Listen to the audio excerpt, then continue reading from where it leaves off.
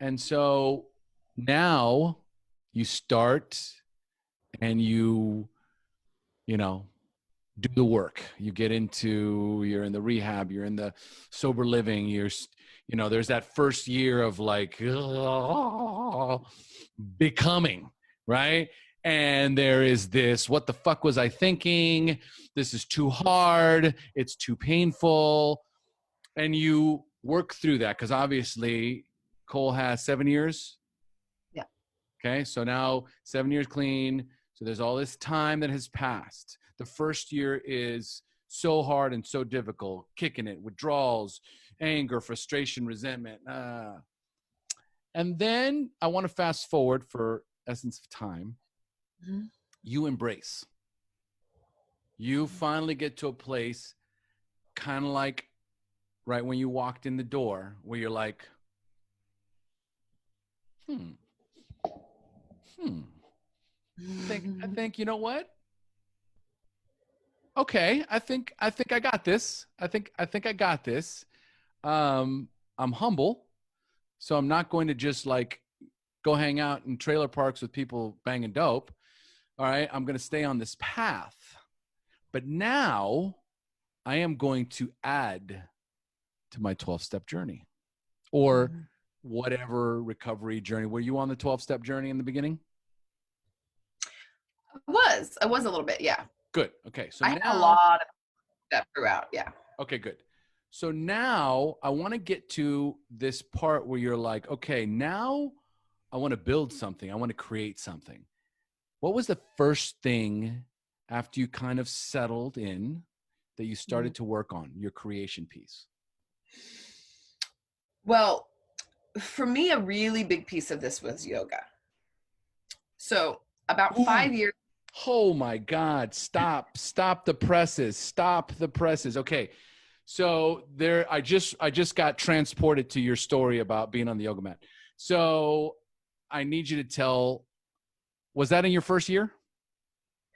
So what happened is, so the first time that I ever did yoga, it's funny because I get asked this a lot, like, how long have you been practicing for? I'm like, well, the first time I ever did yoga was at a treatment center in California about 5 years before I got sober. Nice. My first story gets better. Was my first yoga class. You know, I think I said I had been to like 6 treatments. I think only 2 of them had yoga, which is just, we need to get yoga everywhere. Mm-hmm. But so the first time that I went to a yoga class, was in treatment center. And I just remember being like, whoa, what is this? Being so disconnected from my body. So that even just focusing on my breath, I'd never thought about thinking about my breath. Or one thing that really stood out to me was the teacher. For one, she said that she was a heroin addict in recovery. And I remember thinking, you're an angel. Like her voice, I just remember like her demeanor, everything about her was like, I was like starstruck by this woman and not believing her about that.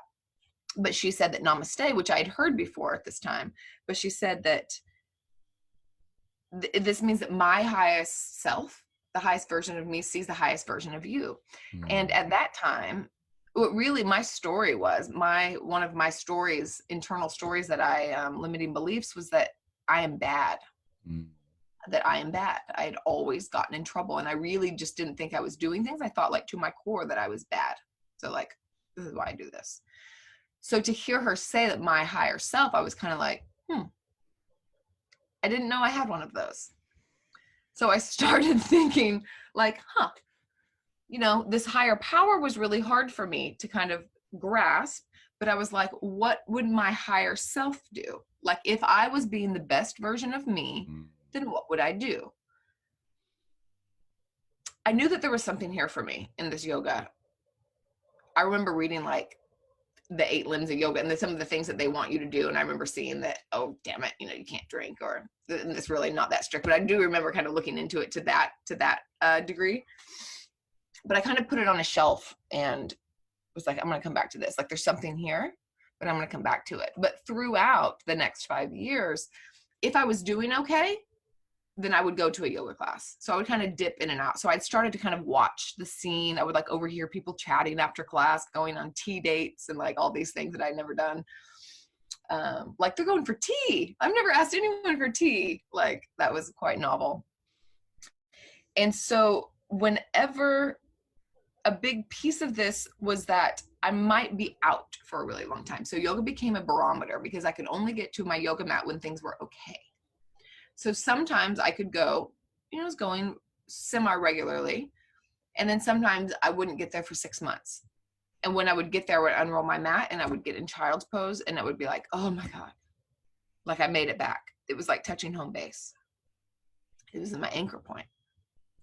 Knowing that if I had made it there, then I had that little moment of safety and a little moment of clarity where the world kind of was quiet for a moment. Not an easy place to be as an addict. Not at all. But a barometer. So whenever I got into the sober living, another little synchronistic was that I found a yoga studio that had 30-day free trial. I don't have any money. So I signed up for the 30-day free trial. I go every day. Every day. I go to my mat every day. And the first time that I went back, after I get into the sober living house, I go back and I unroll my mat. And there's a big class like at Wanderlust Yoga downtown Austin.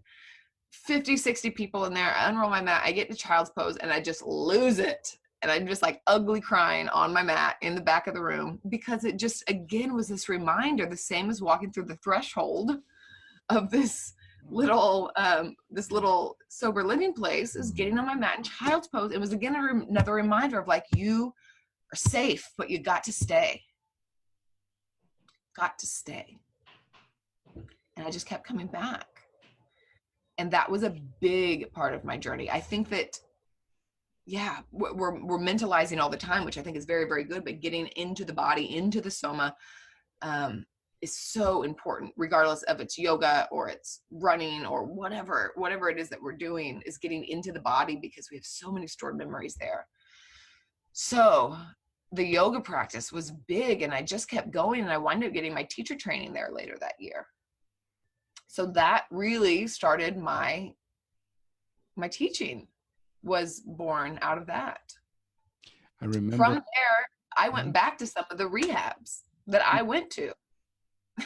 And then I was the teacher and people would look at me and they'd be like, I don't believe you. Like, I don't believe that you, and I'm like, oh, honey, trust me. And just so funny. Just like what a reversal of that.